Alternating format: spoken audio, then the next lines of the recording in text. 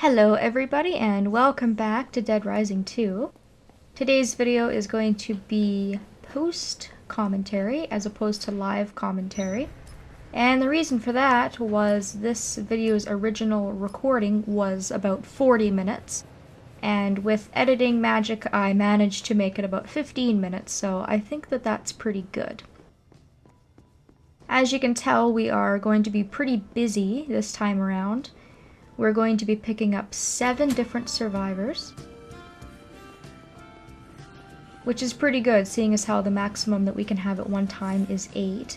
This is going to take care of a lot of the missions that are going to come up in this particular time frame.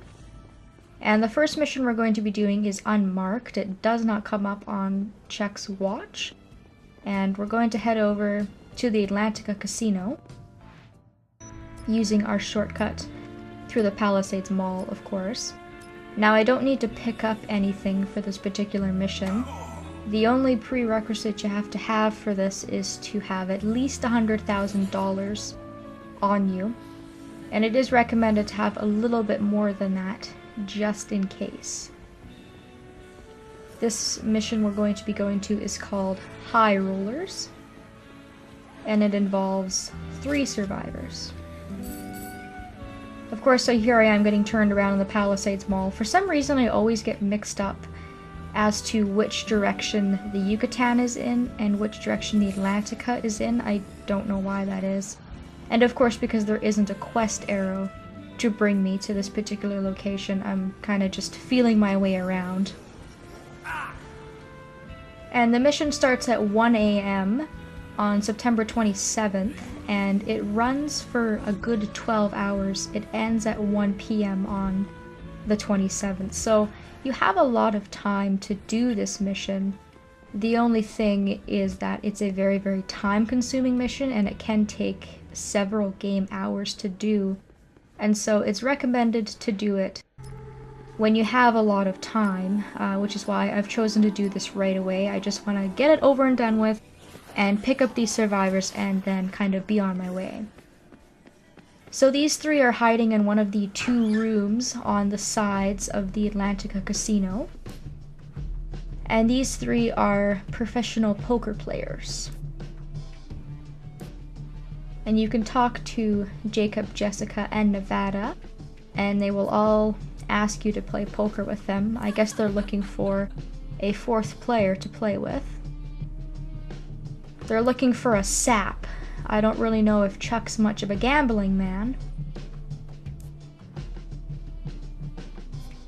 But once you've talked to all of them, they will let you know that they are not going to follow you to the safe house unless you can knock all 3 of them out in a poker match. So this is kind of a tough mission.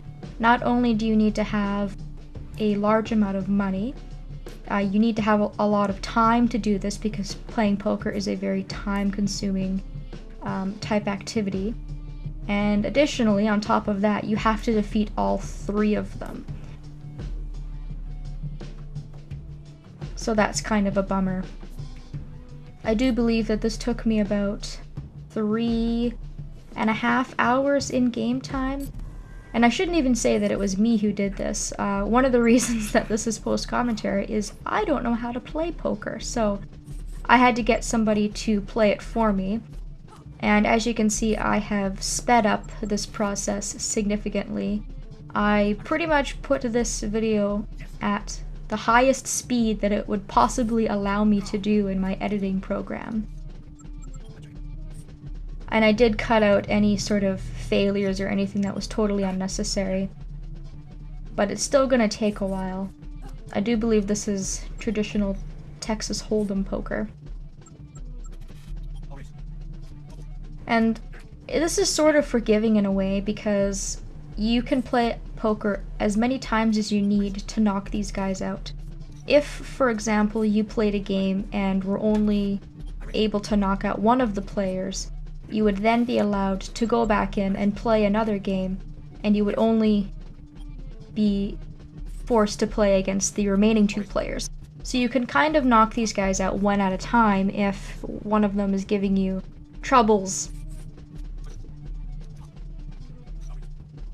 and the game will end when Chuck is knocked out. If you have no wings and you get knocked out, the game will end, and then you'll have to play again to knock out the remaining players.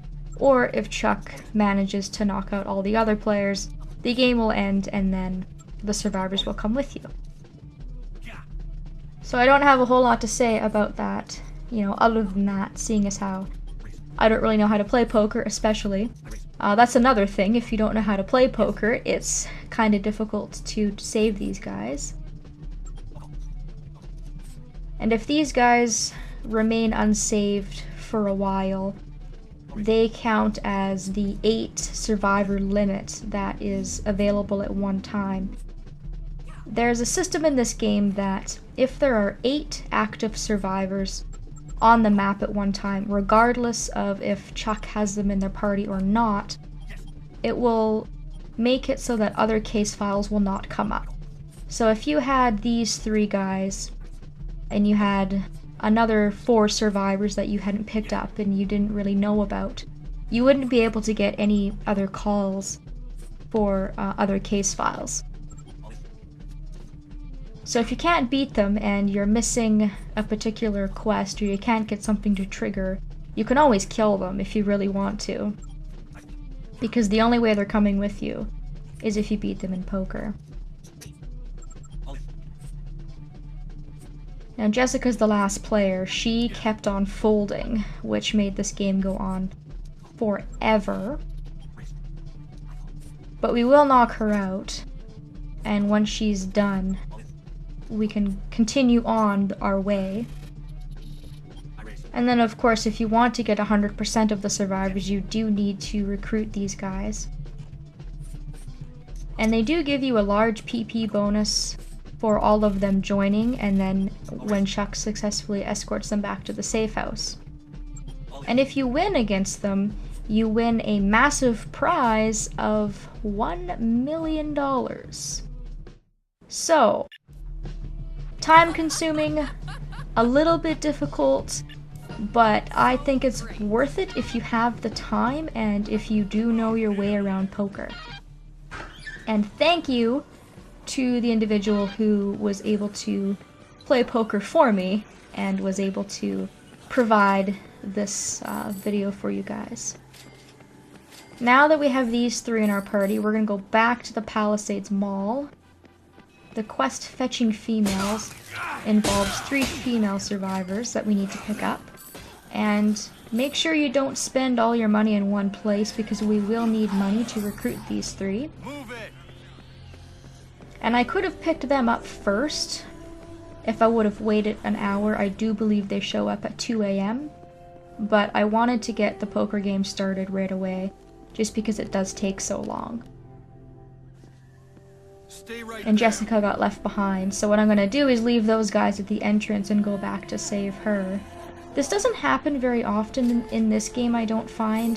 It happened a lot in the first Dead Rising, but sometimes if you have a survivor that's unarmed and they can't defend themselves, they'll get caught in a big group of zombies and you'll have to kind of go back and rescue them. I could have given them weapons, I guess, but I didn't really think about it. Good thing we've got lots of time, or else I might be a little bit ticked if that game would have taken me a little bit longer.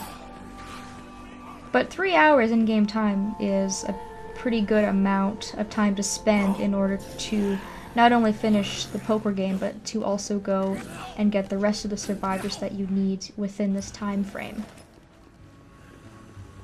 So these 3 ladies are near the water slide in the middle of the mall. I think I've passed by this area before, but I haven't really gone up there yet. But it's very distinctive. It's this little area here. And there's a bottom level and a top level. The bottom level is like a bar of some sort, like an underwater bar, which is a little bit bizarre in my opinion. And then the top part of it is a water slide. So here we have Nina, Cora, and Summer. And these ladies are kind of interesting. Their dialogue may lead you to a misleading conclusion about them. They may look like they're, you know, ladies for hire, call girls, if you will, but they're actually bodyguards. I forget the company that they work for, but they're like hired kind of bodyguards, kind of similar to what Charlie's Angels is, I guess. Now, unfortunately, they're not going to come with you until you pay them $10,000, but in paying $10,000, you'll get all 3 of them to join. You don't need to pay 10 grand for every girl to join you, which is nice. And I chose to take the water slide down because you get a 10,000 PP bonus by using the slide for the first time, which is huge, especially because it's free. There are multiple places you can get PP bonuses around the city, but a lot of the places you have to pay in order to get the PP. Plus it's fun. I mean, Chuck gets to have a little bit of fun every once in a while, I would think. Our last survivor we're going to pick up is over in the strip near the arena. And then of course Stacy has radioed us to let us know that Katie is going to need some Zombrex. So on your way back to the safe house, when you've escorted these guys, you may want to keep an eye out for some Zombrex if you haven't picked any up already. Because at this point it's probably about 4 AM, which means Katie will need her Zombrex in about 3 hours. And before you go to this mission, marked Hunger Pains, you are going to need some sort of food. It doesn't matter how big or small the food item is, but just keep in mind it has to be food, it cannot be a drink. In this case, I went and picked up a fish from the Atlantica Casino, and you only need 1 food item. But these group of survivors are all kind of difficult to pick up because they all require something in order for them to follow you. So just keep that in mind. It's quite a haul to pick these guys all up in one go, but I think we're gonna have enough time to pick them up and go back to the safe house. Inside dining with Davies, we can talk to Richard. And Richard has been eating. I guess when he gets stressed out, he eats. And he managed to clean out the entire store, and I don't know how that's possible. I think this place is a pizzeria, and if you come here normally, there's like 10 to 15 pizzas. And I guess he was just so stressed out that he ate all of them. And once you give him his food item, he will agree to follow you, so he's somewhat of an easy survivor to grab, as long as you have some sort of food. And now that that's over and done with, we can now go back to the safe house. If I had another person to save at this time, I probably would, because I still have the capacity to carry 1 more survivor, but at this point I do believe that I have picked up all the survivors that I am able to pick up. And we're still making great time. We haven't missed a survivor yet. And I'm still going to have a little bit of time to fool around before Katie needs her Zombrex. So I would recommend making a save before you attempt to save these survivors, just in case the poker game takes you 5 hours, because if that was the case, then that would bring you close to 6 AM or 7 AM, and you may not be able to save them in time and then also give Katie her Zombrex. And you can see here that I cut right to where the safe house is. I didn't think it was necessary to show you guys the haul through the Royal Flush Plaza. You've seen that about 100,000 times by now. Oh, and it's also important to remember, I forgot to mention this, but the 3 girls we picked up are experts at hand-to-hand combat, so you do not want to give them a weapon. The other survivors, however, you can if you wish, because none of them are armed. And by saving Richard, you will get some Zombrex. I guess he couldn't eat the Zombrex, it wasn't edible. So for giving him food, he's gonna give us that in return, which is really nice. You get a ton of PP, and now we are free until Katie needs her Zombrix. So thanks for watching, everybody, and I hope that I will see you next time for another live episode of Dead Rising 2.